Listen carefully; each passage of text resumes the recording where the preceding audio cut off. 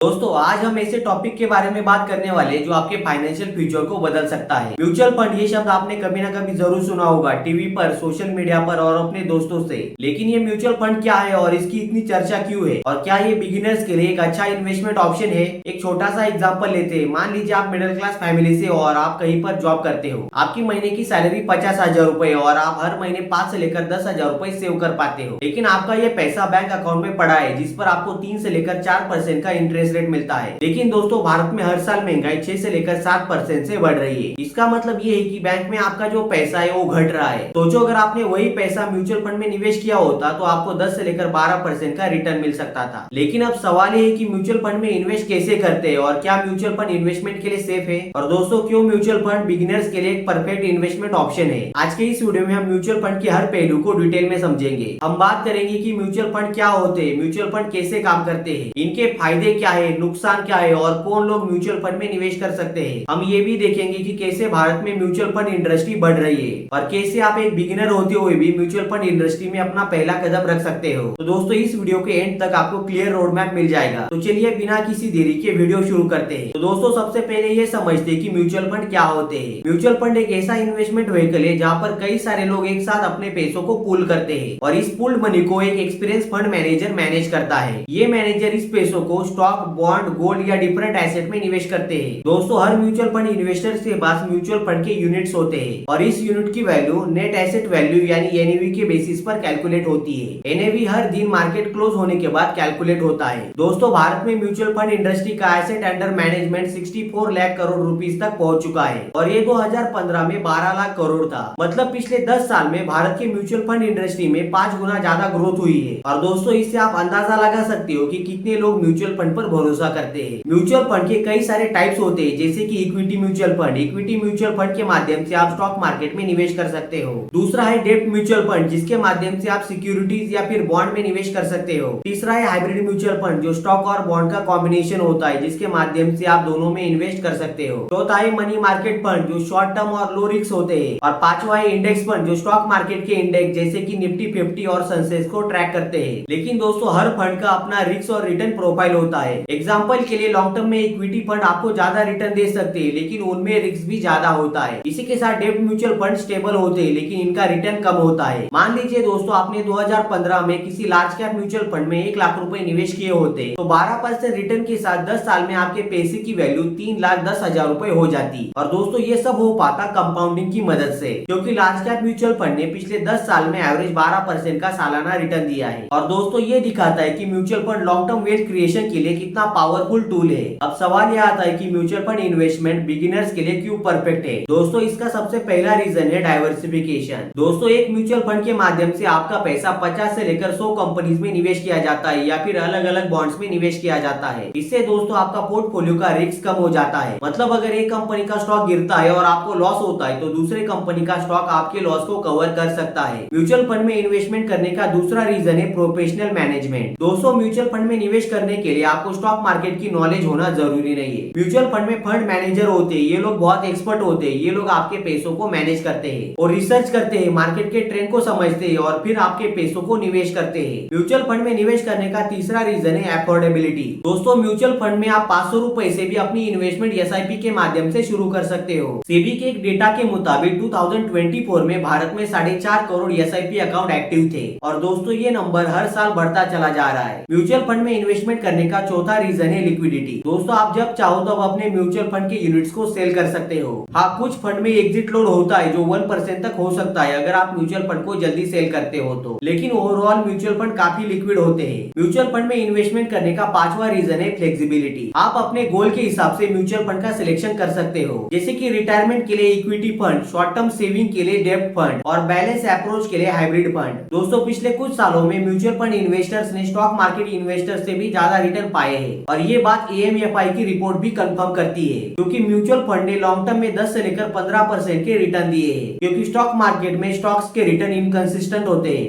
अब दोस्तों समझते हैं कि एसआईपी का पावर क्या होता है। अगर दोस्तों आपने 2010 में 5,000 रुपए हर महीने की एसआईपी किसी मिड कैप म्यूचुअल फंड में की होती तो आज आपकी वो टोटल इन्वेस्टमेंट 9 लाख रुपए हो जाती और इसी के साथ आपके टोटल कॉर्पस की वैल्यू 35 से लेकर 40 लाख रुपए हो चुकी होती। और दोस्तों ये कंपाउंडिंग और डिसिप्लिन इन्वेस्टिंग की पावर है। अब दोस्तों दोस्तों ये सवाल आता है कि कौन म्यूचुअल फंड में इन्वेस्ट कर सकते हैं। दोस्तों इसका जवाब है हर कोई म्यूचुअल फंड में निवेश कर सकता है। चाहे आप स्टूडेंट हो, जॉब करते हो या फिर बिजनेस करते हो, आप म्यूचुअल फंड में निवेश कर सकते हो। म्यूचुअल फंड हर एज ग्रुप और हर इनकम लेवल के लिए है। बिगिनर्स के लिए म्यूचुअल फंड इसलिए परफेक्ट है क्योंकि ये बहुत सिंपल होते हैं। इसमें आपको स्टॉक मार्केट के चार्ट और बैलेंस शीट समझने की कोई जरूरत नहीं होती। अगर आपके पास 500 रुपए भी है तो आप म्यूचुअल फंड में SIP शुरू कर सकते हो। यंग प्रोफेशनल जो अपने करियर के शुरुआत में है वो इक्विटी म्यूचुअल फंड में निवेश शुरू कर सकते हैं क्योंकि दोस्तों उनके पास टाइम हॉरिजॉन लंबा होता है। अगर एक 25 साल का व्यक्ति 30 साल तक म्यूचुअल फंड में इन्वेस्ट करता है तो वो अच्छी वेल्थ क्रिएट कर सकता है। अगर कोई मिडिल एज व्यक्ति रिटायरमेंट के लिए या फिर उनके चिल्ड्रंस की एजुकेशन के लिए इन्वेस्ट करना चाहता है तो वो हाइब्रिड या फिर बैलेंस फंड का सिलेक्शन कर सकते हैं क्योंकि ये फंड रिस्क और रिटर्न को बैलेंस रखते हैं। अगर कोई सीनियर सिटीजन है और वो अपने पैसों पर रिस्क लेना पसंद नहीं करते तो वो मनी मार्केट फंड में निवेश कर सकते हैं क्योंकि इसमें रिस्क कम होता है और उन्हें रेगुलर इनकम मिल सकती है। दोस्तों स्टॉक मार्केट में आपका स्टॉक जीरो हो सकता है लेकिन म्यूचुअल फंड में आपका ये भी कभी जीरो नहीं हो सकता क्योंकि स्टॉक मार्केट की तुलना में म्यूचुअल फंड बहुत ज्यादा डाइवर्सिफाइड होते हैं और दोस्तों पूरा पोर्टफोलियो क्रैश होने के चांसेस बहुत ही कम होते हैं। दोस्तों अब हम बात करते हैं LIC फंड के बारे में यानी इक्विटी लिंक सेविंग स्कीम के बारे में। इक्विटी लिंक सेविंग स्कीम एक ऐसा म्यूचुअल फंड है जिसके माध्यम से आप अपने टैक्स के पैसों को भी बचा सकते हो। दोस्तों सेक्शन 80C के तहत इस म्यूचुअल फंड पर आप 1.5 लाख रुपए तक टैक्स सेव कर सकते हो। 2023-24 में LIC फंड ने एवरेज 15% का रिटर्न दिया है जबकि फिक्स डिपॉजिट ने सिर्फ 6 से लेकर 7% के रिटर्न दिए हैं। दोस्तों इस म्यूचुअल फंड में आपको टैक्स सेविंग के साथ साथ ग्रोथ भी मिलती है।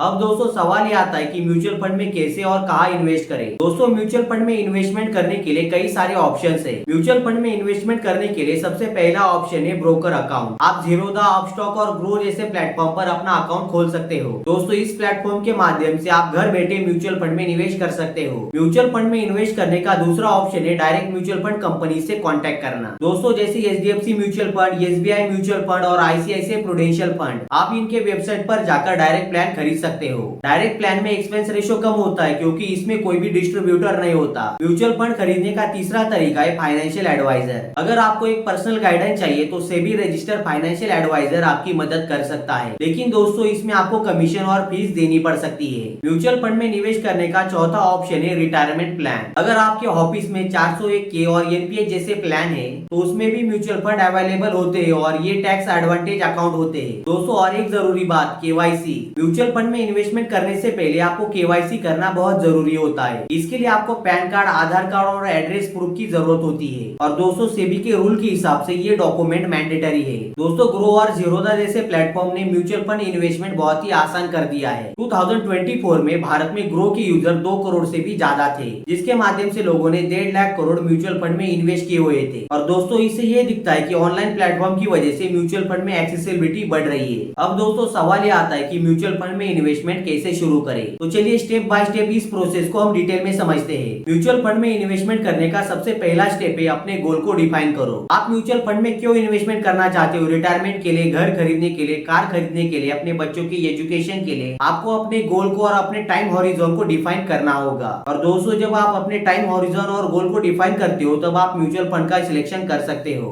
मान लीजिए आपका गोल है कि आपको 20 साल बाद रिटायरमेंट लेनी है तो दोस्तों इसके लिए इक्विटी म्यूचुअल फंड आपके लिए बेस्ट है। लेकिन अगर आप सिर्फ 2 या 3 साल के लिए म्यूचुअल फंड में निवेश करना चाहते हो तो डेब्ट म्यूचुअल फंड आपके लिए बेस्ट ऑप्शन है। इसी के साथ आपको अपने रिस्क टॉलरेंस को भी समझना बहुत जरूरी है। आपको ये समझना जरूरी है कि आप कितना रिस्क ले सकते हो। अगर मार्केट के अप्स एंड डाउन्स आपको परेशान करते हैं तो आप लो रिस्क फंड यानी डेब्ट म्यूचुअल फंड में निवेश कर सकते हो। अगर आप यंग है और आप रिस्क ले सकते हो तो आप इक्विटी म्यूचुअल फंड या फिर मिड कैप म्यूचुअल फंड में ट्राई कर सकते हो। करने का तीसरा तरीका है आपको डिटेल में रिसर्च करनी चाहिए। म्यूचुअल फंड का परफॉर्मेंस, एक्सपेंस रेशियो और फंड मैनेजर का ट्रैक रिकॉर्ड देखकर ही आपको म्यूचुअल फंड का सिलेक्शन करना चाहिए। मान लीजिए 2 म्यूचुअल फंड है, उसमें से एक म्यूचुअल फंड पिछले 10 साल से 12% का रिटर्न कंसिस्टेंट दे रहा है और दूसरे म्यूचुअल फंड ने सिर्फ पिछले 1 साल में 20% का रिटर्न दिया है। तो दोस्तों आपको पहले वाले म्यूचुअल फंड का सिलेक्शन करना चाहिए क्योंकि वो कंसिस्टेंट रिटर्न देता है। म्यूचुअल फंड में निवेश करने का चौथा तरीका SIP और लमसम इन्वेस्टमेंट। दोस्तों सिस्टमैटिक इन्वेस्टमेंट प्लान यानी SIP के माध्यम से आप हर महीने फिक्स अमाउंट म्यूचुअल फंड में निवेश कर सकते हो। यह आपकी इन्वेस्टमेंट को डिसिप्लिन करता है और आपके पोर्टफोलियो को एवरेज करता है। लमसम इन्वेस्टमेंट के माध्यम से आप एक ही साथ बड़ी अमाउंट म्यूचुअल फंड में निवेश कर सकते हो। 2024 में 2.1 लाख करोड़ रुपए SIP के माध्यम से म्यूचुअल फंड में निवेश हुए थे। दोस्तों अगर आप एक बिगिनर हो तो SIP आपके लिए बेस्ट ऑप्शन है क्योंकि ये अफोर्डेबल और लो रिस्की होते हैं। म्यूचुअल फंड में निवेश करने का 5वां स्टेप है प्लेटफॉर्म का सिलेक्शन। सिलेक्शन। म्यूचुअल फंड में निवेश करने के लिए आपको एक ट्रस्टेड प्लेटफॉर्म का सिलेक्शन करना चाहिए, जैसे कि ग्रो और जीरोधा।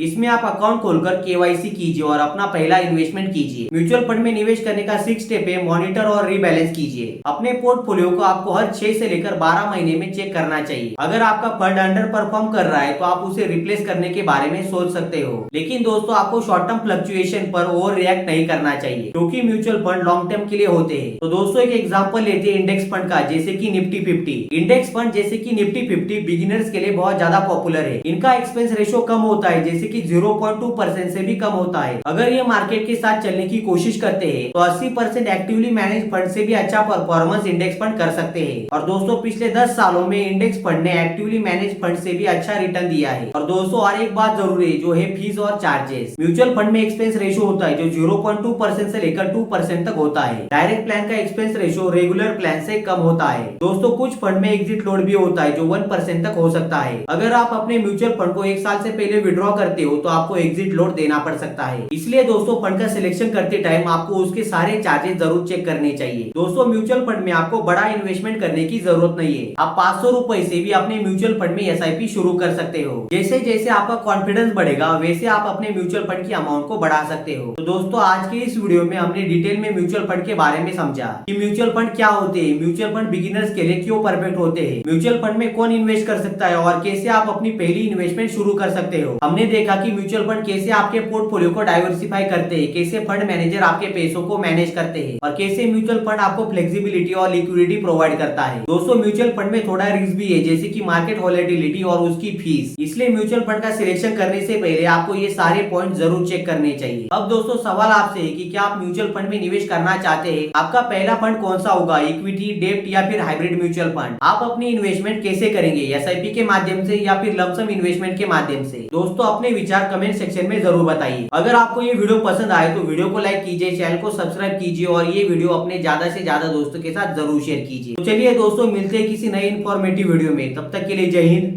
वंदे मातरम।